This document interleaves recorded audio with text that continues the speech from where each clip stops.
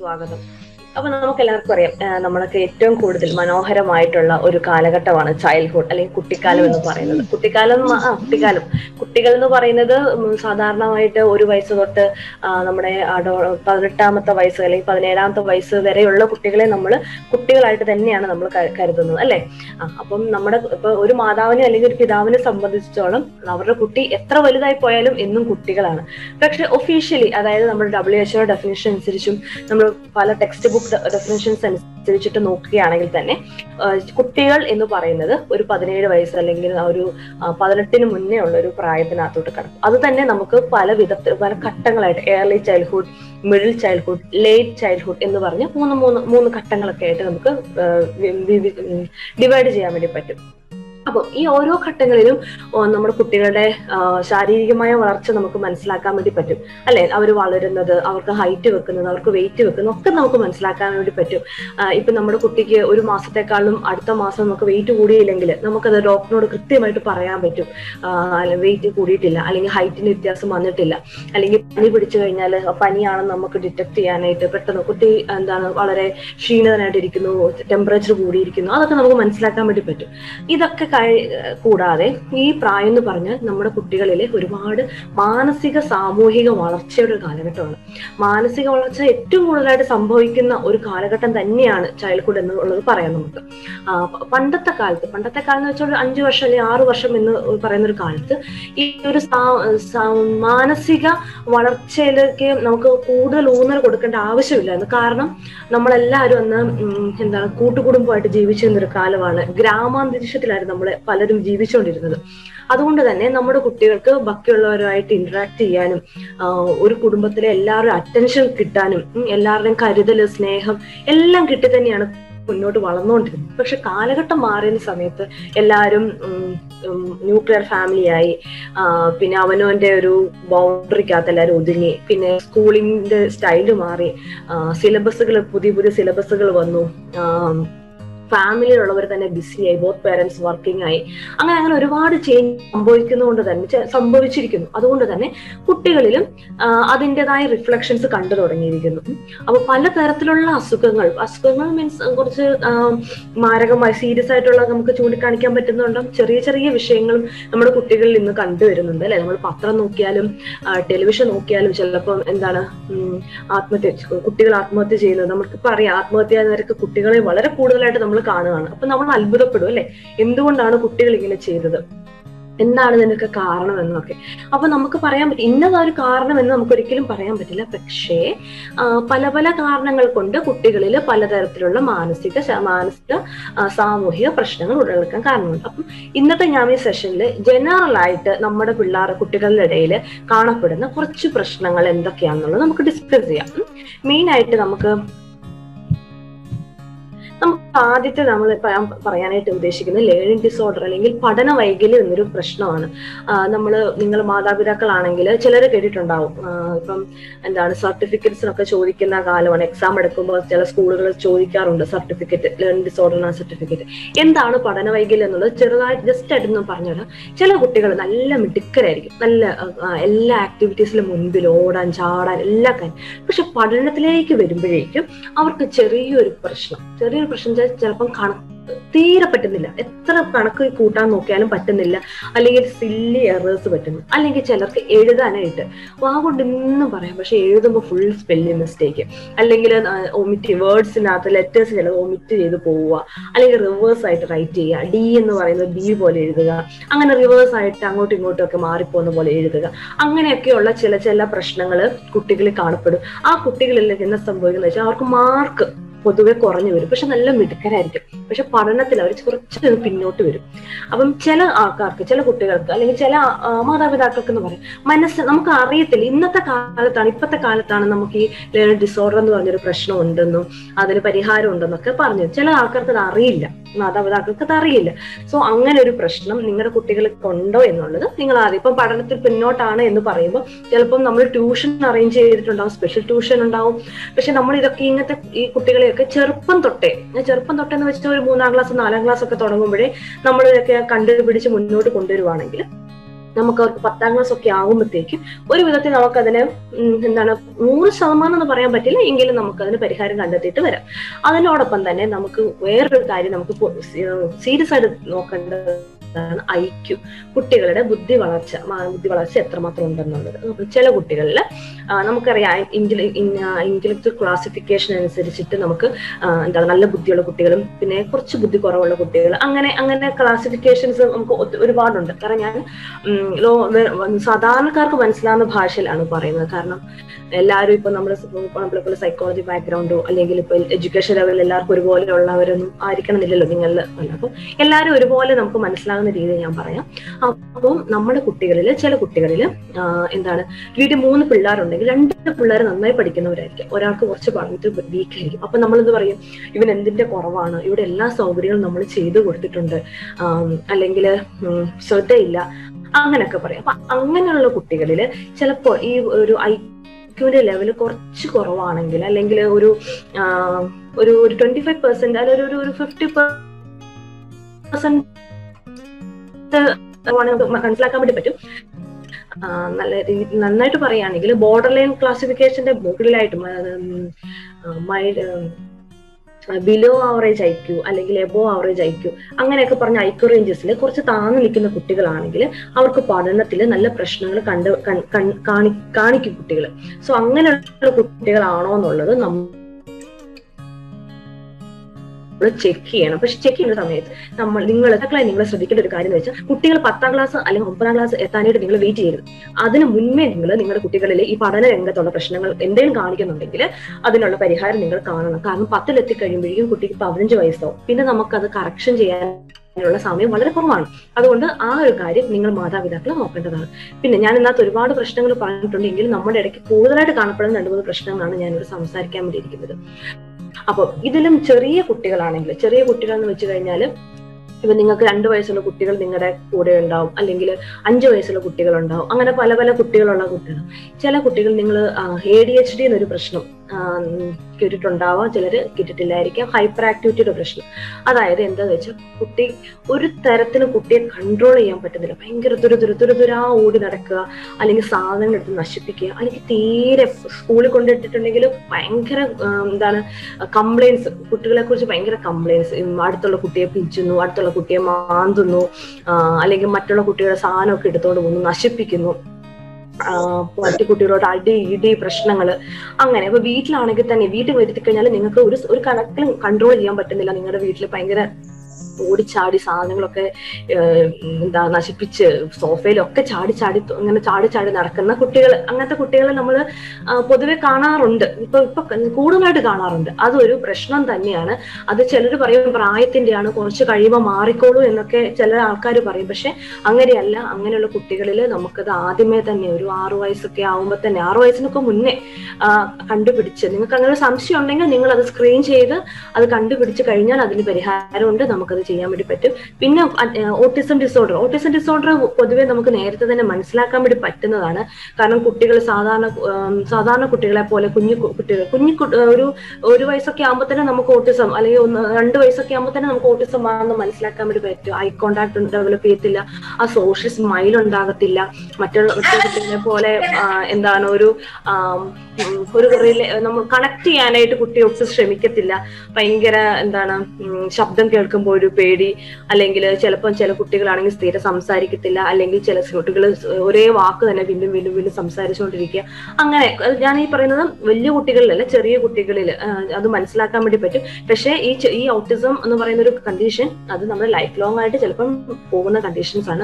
അതുകൊണ്ട് തന്നെ എയർലി ആയിട്ട് നമ്മൾ ഡിറ്റക്ട്. പിന്നെ നമുക്ക് പറയാൻ വേണ്ടിയിട്ടുള്ളത്, ചില കുട്ടികൾ സൈക്കോളജിക്കലായിട്ട് നമുക്ക് ഡീൽ ചെയ്യാൻ പറ്റത്തില്ലെങ്കിലും നിങ്ങൾ ശ്രദ്ധിക്കേണ്ടത് വെച്ചാൽ കമ്മ്യൂണിക്കേഷൻ പ്രോബ്ലംസ് ഉള്ള കുട്ടികളിൽ ചില കുട്ടികൾക്ക് സംസാരം താമസിച്ചായിരിക്കും തുടങ്ങുക. അപ്പം പ്രായം ചെന്നവർ പറയും അവന്റെ പപ്പ അങ്ങനെയായിരുന്നു, അവന്റെ മമ്മി അങ്ങനെയായിരുന്നു എന്ന് പറയും. പക്ഷെ 2 വയസ്സ് കഴിഞ്ഞിട്ടും അല്ലെങ്കിൽ 3 വയസ്സ് കഴിഞ്ഞിട്ടും സ്പീച്ച് സ്റ്റാർട്ട് ആകാത്ത കുട്ടികളുണ്ട്. അങ്ങനെ ഉണ്ടെങ്കിൽ ആ കുട്ടികളെ ശ്രദ്ധിക്കണം, അവർക്ക് അസസ് ചെയ്യണം, അവരുടെ IQ എത്രമാത്രം ഉണ്ടെന്ന് ആദ്യം അസസ് ചെയ്യണം. അതിനുശേഷം എന്താണ് പ്രശ്നം എന്നുള്ളതൊക്കെ അസസ് ചെയ്തിട്ട് നമുക്ക് സ്പീച്ച് തെറാപ്പി വേണമെന്നവർക്ക് സ്പീച്ച് തെറാപ്പിയിലോട്ട് പോകണം. അതുകൊണ്ട് സംസാരം വൈകുന്ന കുട്ടികളിലുണ്ട്, ആർക്കെങ്കിലും ഉണ്ട് അല്ലെങ്കിൽ അറിയുന്നവരുണ്ടെങ്കിൽ അത് ഡിലേ ഒത്തിരി ആക്കരുത്, എത്രയും വേഗം അതിനുള്ള പരിഹാരം കാണേണ്ടതാണ്. ചില കുട്ടികൾക്ക് സ്റ്റട്ടറിങ്, സ്റ്റാമറിങ്, അതായത് വിക്ക് പോലെ, അല്ലെങ്കിൽ ചില അക്ഷരങ്ങൾ പറയാനായിട്ട് ബുദ്ധിമുട്ട്, അല്ലെങ്കിൽ അവർക്കൊന്ന് തുടങ്ങി കിട്ടാൻ ഒരു പാട്, അങ്ങനെയുള്ള പ്രശ്നങ്ങളുള്ള കുട്ടികളും ഉണ്ടാവും. അതും നിങ്ങൾ ശ്രദ്ധിക്കേണ്ടതാണ്.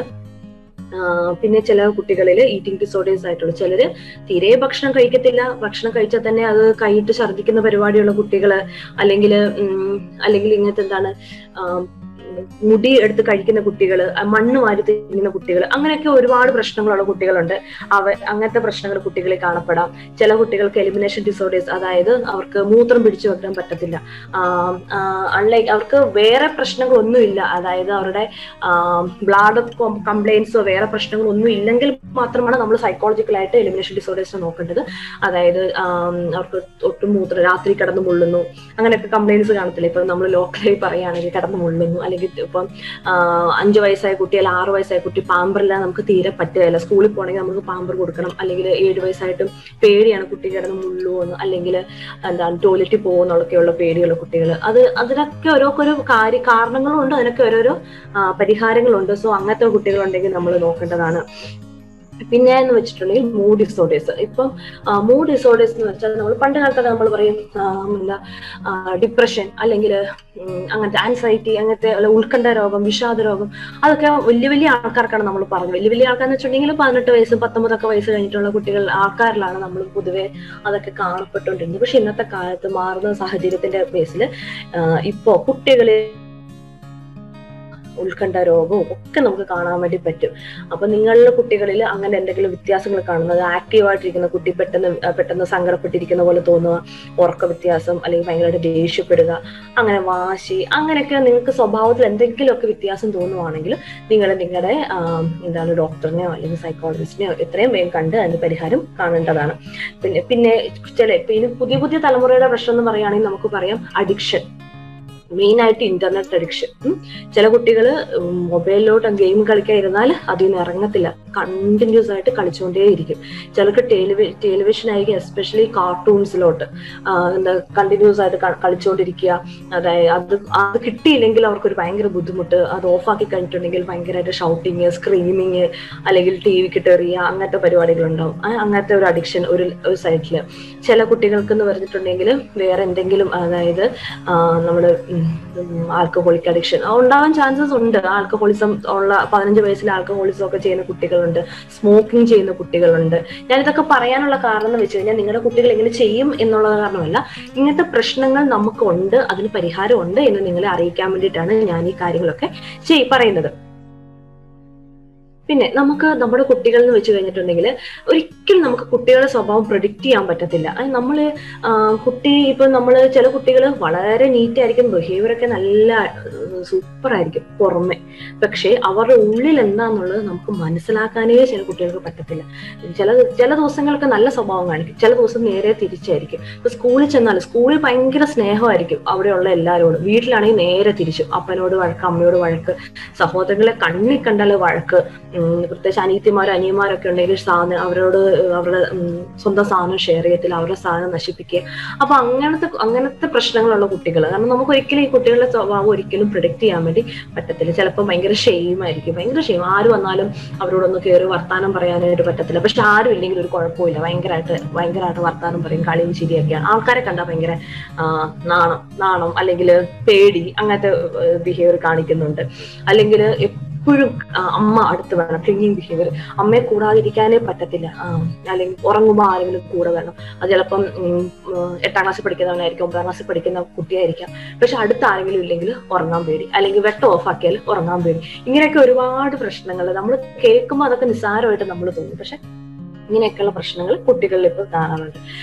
ഇതില് നമുക്ക് കാരണമെന്ന് പറയാവുന്നത് നമുക്ക് കുറച്ച് ഇഷ്യൂസ്, അപ്പൊ ADHD അല്ലെങ്കിൽ ഓട്ടിസം അല്ലെങ്കിൽ ലേണിംഗ് ഡിസബിലിറ്റി, അങ്ങനെയൊക്കെയുള്ള കുറച്ച് കാര്യങ്ങൾക്ക് നമുക്ക് കോസൽ ഫാക്ടേഴ്സ് എന്ന് പറയുന്നത് ബയോളജിക്കൽ ഫാക്ടേഴ്സ് ആയിട്ടുള്ള കാര്യങ്ങൾ, അതായത് നമ്മുടെ ശാരീരികമായിട്ടുള്ള നമ്മുടെ എന്തെങ്കിലും വ്യത്യാസങ്ങൾ, ബ്രെയിനിന്റെ എന്തെങ്കിലും ന്യൂറോ ട്രാൻസ്മിറ്ററിന്റെ അളവിൽ വ്യത്യാസം, അല്ലെങ്കിൽ ഹോർമോണൽ ചേഞ്ചസിന്റെ എന്തെങ്കിലും വ്യത്യാസം, അങ്ങനെയൊക്കെ കാരണം ചില കുട്ടികളിൽ ഒരു പ്യൂബേർട്ടി എത്തുന്നത് വരെ, അതായത് നമുക്ക് പറയാം ഒരു ടീനേജിലൂടെ കയറുന്നതിന് മുമ്പ് നല്ല കുട്ടിയായിരുന്നു, വഴക്കില്ല മല്ലില്ല എല്ലാം പറഞ്ഞ് അനുസരിക്കുന്ന കുട്ടികളൊക്കെ. പക്ഷെ ടീനേജ് ആയി കഴിയുമ്പോഴത്തേക്കും പിന്നെ അവരുടെ സ്വഭാവം മെല്ലെ മെല്ലെ മാറുന്നു, കുറച്ച് ദേഷ്യമൊക്കെ കാണിക്കുന്നു, മാതാപിതാക്കളെക്കാൾ ഇഷ്ടം ഫ്രണ്ട്സിനോടാവുന്നു, ഫ്രണ്ട്സിനോട് ഭയങ്കരമായിട്ട് അറ്റാച്ച്മെന്റ്, അവരുടെ ഒപ്പം കറങ്ങാൻ പോകണം, അവരുടെ ഒപ്പം നിൽക്കണം, അങ്ങനെ ഒരു പ്രശ്നം. അപ്പൊ അതൊക്കെ നമുക്ക് വേണമെങ്കിൽ പറയാം ബയോളജിക്കൽ ഫാക്ടേഴ്സിന്റെ ഓരോ ബയോളജിക്കൽ ചേഞ്ചസ്, ഹോർമോണൽ ചേഞ്ചസിന്റെ ഭാഗമായിട്ട് സംഭവിക്കുന്ന കുറച്ച് കാര്യങ്ങളുണ്ട്. സൈക്കോളജിക്കൽ ഫാക്ടേഴ്സ് ഉണ്ട്. സൈക്കോളജിക്കൽ ഫാക്ടേഴ്സ് വെച്ചിട്ടുണ്ടെങ്കിൽ ചില കുട്ടികളിൽ അതായത് ആദ്യം ഏർലി സ്റ്റേജിൽ തന്നെ, അതായത് ചെറുപ്പകാലങ്ങളിൽ തന്നെ അമ്മയപ്പനും അമ്മ ഇല്ലാതെ ജീവിക്കുന്ന കുട്ടികൾ, അല്ലെങ്കിൽ അച്ഛനില്ലാതെ ജീവിക്കുന്ന കുട്ടികൾ, അല്ലെങ്കിൽ കോൺഫ്ലിക്റ്റ് എപ്പോഴും വീട്ടിൽ പ്രശ്നങ്ങൾ, അമ്മയും അപ്പനും വഴക്കുണ്ടാക്കുന്നത് എപ്പോഴും കണ്ടുകൊണ്ട് ജീവിക്കുന്ന കുട്ടികളുണ്ടാവാം. അല്ലെങ്കിൽ അവരുടെ ജീവിതത്തിൽ തന്നെ, അവരുടെ ലൈഫിൽ തന്നെ എന്തെങ്കിലും ട്രോമ സംഭവിച്ച കുട്ടികൾ, അല്ലെങ്കിൽ എന്തെങ്കിലും ടൈപ്പിലുള്ള അബ്യൂസ് സംഭവിച്ച കുട്ടികൾ, അബ്യൂസ് സംഭവിച്ചിട്ടുണ്ടെങ്കിൽ, അല്ലെങ്കിൽ എന്തെങ്കിലും ഷോക്കിംഗ് എക്സ്പീരിയൻസ്, ആക്സിഡൻസ് ആയ കുട്ടികളാവാം, അല്ലെങ്കിൽ എന്തെങ്കിലും ഒരു ട്രോമ സംഭവിച്ച കുട്ടികൾ, അങ്ങനെയുള്ള കുട്ടികളിൽ ഇങ്ങനത്തെ ഈ ബിഹേവിയറൽ പ്രോബ്ലംസ് അല്ലെങ്കിൽ ചൈൽഡ്ഹുഡ് പലതരത്തിലുള്ള ഡിസോർഡേഴ്സ് കാണാനുള്ള ചാൻസസ് ഉണ്ട്. പിന്നെ സോഷ്യൽ ഫാക്ടേഴ്സ്, നമ്മൾ ജീവിക്കുന്ന നമ്മുടെ സമൂഹം, നമ്മൾ ജീവിക്കുന്ന സാഹചര്യം നമ്മുടെ പേഴ്സണാലിറ്റീനെ, നമ്മുടെ വ്യക്തിത്വത്തെയൊക്കെ, നമ്മുടെ സ്വഭാവത്തെയൊക്കെ രൂപീകരിക്കാൻ ഒരുപാട് സഹായിക്കുന്ന കാര്യമാണ്, ഒരുപാട് ഇൻഫ്ലുവൻസ് ചെയ്യുന്ന ഒരു കാര്യമാണ്. അതുകൊണ്ട് തന്നെ നമ്മൾ ജീവിക്കുന്ന സാഹചര്യവും നമ്മുടെ കുട്ടികളിലുണ്ടാകുന്ന, മുതിർന്നവരിലുണ്ടാവും, പക്ഷെ കൂടുതലായിട്ട് കുട്ടികളിൽ വരുന്ന ഈ മാനസിക സാമൂഹിക പ്രശ്നങ്ങൾ ഉണ്ടാകാൻ ചാൻസസ് വളരെ കൂടുതലാണ്. കാരണം മദ്യപാനികളായ ആൾക്കാർ ജീവിക്കുന്ന സ്ഥലത്ത് ജീവിക്കുന്ന കുട്ടികൾ, അവരെന്നും കാണുന്നു മദ്യപിച്ച് വരുന്ന ആൾക്കാരെയായിരിക്കും. സോ ഓട്ടോമാറ്റിക്കലി ഇവൻ പേരൻസ് ആണ്, പപ്പയാണ്, അവന്റെ അച്ഛനാണേലും അവന്റെ ഗ്രാൻഡ് ഫാദർ ആണെങ്കിലും കുടിച്ചു വരുന്നത് കാണുമ്പോൾ, കുടിച്ചു വന്നു കഴിഞ്ഞിട്ട് അവരുടെ ഫ്രണ്ട്സുമായിട്ട് നല്ല വർത്താനം, ജോലിക്ക് വർത്താനം പറയുന്നു, കളിച്ച് ചിരിച്ചിരിക്കുന്നു. അപ്പൊ ഓട്ടോമാറ്റിക്കലി ആ കുട്ടികൾക്കും കുറച്ച് കള്ളു കുടിച്ചാൽ കൊള്ളാം, ഓക്കെ ഇത് നല്ല കാര്യമാണ്, കുറച്ചും കൂടെ എനർജി കിട്ടുന്ന കാര്യമാണ് എന്നൊരു തോന്നലുണ്ടാവാം. അല്ലെങ്കിൽ ചുറ്റി ജീവിക്കുന്ന ആൾക്കാരുടെ ഇടയ്ക്കുന്ന തന്നെ പൈസക്ക് ആവശ്യങ്ങളുണ്ടാവും, പക്ഷെ വീട്ടിൽ നിന്ന് പൈസ കിട്ടുന്നുണ്ടാകത്തില്ല. സോ ഇങ്ങനെ കാര്യങ്ങൾ ചോദിച്ചറിയുമ്പം അവരുടെ കൂടെ തന്നെയുള്ള അവരുടെ ചുറ്റിലുള്ള ആൾക്കാർ എന്തെങ്കിലും പറഞ്ഞു കൊടുക്കും. ചിലപ്പം കഞ്ചാവായിരിക്കും, ഇത് ബിസിനസ്, ഇത് ചെയ്ത് കഴിയുകയാണെങ്കിൽ നന്നായിട്ട് പൈസ കിട്ടും എന്നുള്ളൊരു ഫാക്ടർ, ഒരു കാര്യം അവർക്ക് മനസ്സിലാക്കി കൊടുക്കും. അങ്ങനെ സോഷ്യൽ ഫാക്ടേഴ്സ് കുട്ടികളിൽ പലതരത്തിലുള്ള പ്രശ്നങ്ങൾ ഉണ്ടാക്കാനായിട്ടുള്ള സാഹചര്യം ഉണ്ടാക്കുന്നുണ്ട്. സോ നമുക്കിത് എന്താ ചെയ്യേണ്ടതെന്ന് ചോദിച്ചിട്ടുണ്ടെങ്കിൽ, നമുക്ക് സൊല്യൂഷൻ, ഇതിനെല്ലാ പ്രശ്നങ്ങൾക്കും ഓരോ സൊല്യൂഷൻ ഉണ്ട്.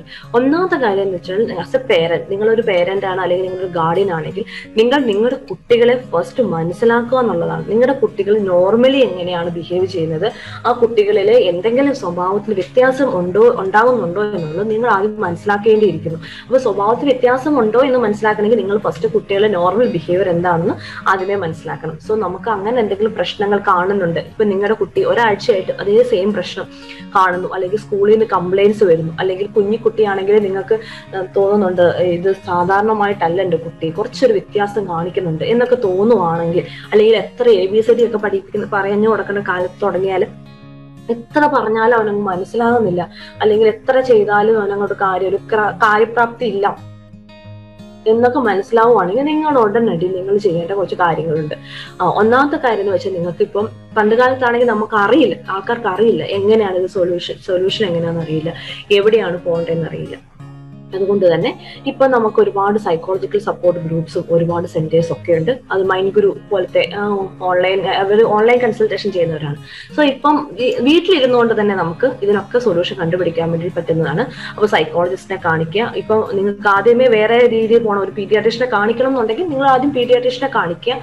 പീഡിയാട്രീഷ്യനെ കാണിച്ചു കഴിയുമ്പോൾ ഓഫ്കോഴ്സ് അവർക്ക്, നിങ്ങളുടെ കുട്ടികൾക്ക് വേറെ ശാരീരിക ബുദ്ധിമുട്ടുകളൊന്നുമില്ല, ഇത് കുറച്ച് മാനസികമായിട്ടുള്ള പ്രശ്നങ്ങളാണ്, അല്ലെങ്കിൽ സ്വഭാവത്തെ ഒന്ന് മാറ്റിയെടുക്കേണ്ട പ്രശ്നങ്ങളാണ് എന്നൊക്കെ അവർ പറയുകയാണെങ്കിൽ നിങ്ങൾ ദയവ് ചെയ്ത് സൈക്കോളജിസ്റ്റിനെ സമീപിക്കുക. സൈക്കോളജിക്കൽ സപ്പോർട്ടും അത് കൊണ്ട്, അതായത് ഒരു ദിവസം കൊണ്ട് നമുക്ക് മാജിക്കായിട്ടൊന്നും ക്രിയേറ്റ് ചെയ്യാൻ പറ്റില്ല. കുറച്ച് നാൾ 6 months റെഗുലർ ആയിട്ടുള്ള 6 months കൊണ്ടൊക്കെ നമുക്ക് ചിലപ്പോൾ മാറ്റിയെടുക്കാൻ പറ്റിയെന്നിരിക്കും, അല്ലെങ്കിൽ നല്ല ഇമ്പ്രൂവ്മെന്റ് പറ്റിയെന്നിരിക്കും. പിന്നെ വേണ്ടെന്ന് വെച്ചിട്ടുണ്ടെങ്കിൽ നല്ല പേരന്റൽ സപ്പോർട്ടാണ്. കുട്ടികളിൽ അവരറിഞ്ഞുകൊണ്ട് വരുന്ന പ്രശ്നങ്ങളല്ല. സോ അതുകൊണ്ട് തന്നെ നമ്മുടെ സപ്പോർട്ട് പേരൻസിന്റെ സപ്പോർട്ട് വളരെയധികം, പേരൻസ്, ഗ്രാൻഡ് പേരൻസ്, വീട്ടിൽ ആരൊക്കെ ഉണ്ടോ, ഫ്രണ്ട്സ്, എല്ലാവരുടെയും സപ്പോർട്ട് കൊടുക്കുവാണെങ്കിൽ ഒരു പക്ഷെ നമുക്ക് ആ കുട്ടീനെ ഒരു പ്രശ്നത്തിൽ നിന്ന് അല്ലെങ്കിൽ ആ ഒരു അവസ്ഥയിൽ നമുക്ക് മാറ്റിയെടുക്കാൻ വേണ്ടി പറ്റും. പിന്നെ സോഷ്യൽ സപ്പോർട്ട് പറഞ്ഞ പോലെ ടീച്ചേഴ്സ്, നേരിട്ട് ബന്ധമുള്ളത് അല്ലെങ്കിലും അവരെ ചുറ്റിപ്പറ്റിയിരിക്കുന്ന ടീച്ചേഴ്സ് ഉണ്ടാവാം, അല്ലെങ്കിൽ അവരുടെ ഫ്രണ്ട് സർക്കിള്, അല്ലെങ്കിൽ ഫ്രണ്ട് സർക്കിളിന്റെ പേരൻസ്, അവർക്കൊക്കെ സപ്പോർട്ട് ചെയ്യാൻ വേണ്ടി പറ്റുന്ന കാര്യങ്ങളാണ്. അല്ലെങ്കിൽ നമ്മുടെ റിലീജിയസ് ആയിട്ടുള്ള ആൾക്കാർ, അവരൊക്കെ സപ്പോർട്ട് ചെയ്യുവാണെങ്കിൽ കുട്ടികളെ ചിലപ്പോൾ നമുക്ക്, അതായത് അവരൊക്കെ പരിഹാരം കണ്ടെത്തണം എന്നല്ല, അവർ സപ്പോർട്ട് കൊടുക്കുക. ഓക്കെ, ഇത് ഓക്കെ ആകും, ഇത് വി ക്യാൻ അണ്ടർസ്റ്റാൻഡ്, എന്താണ് നിങ്ങളുടെ പ്രശ്നം ഞങ്ങൾക്ക് മനസ്സിലാകുന്നുണ്ട്, അതുകൊണ്ട് അങ്ങനെ ഒരു സപ്പോർട്ട് കൊടുത്ത് നമുക്ക് ആ കുട്ടീനെ രക്ഷപ്പെടുത്തി എടുക്കാൻ വേണ്ടി പറ്റും. രക്ഷപ്പെടുത്തി എടുത്തില്ലെങ്കിൽ സ്വഭാവ രൂപീകരണം ചെയ്യാൻ വേണ്ടി പറ്റും. ഇത്രയാണ് എനിക്ക് ജനറൽ ആയിട്ട് ഞാൻ വേഗം ഒന്ന് ഓടിച്ചു പറഞ്ഞത്. ഇനി എനിക്ക് കൂടുതലായിട്ട് എനിക്ക് നിങ്ങളോട് നിങ്ങളുടെ സംശയങ്ങൾ അല്ലെങ്കിൽ നമുക്ക് ഒരു ഡിസ്കഷൻ പോലെ നമുക്ക് പോകാനായിട്ടാണ് ഞാൻ ആഗ്രഹിക്കുന്നത്. അതുകൊണ്ടാണ് ഞാൻ എല്ലാം വളരെ ചുരുക്കി പറഞ്ഞിരിക്കുന്നത്.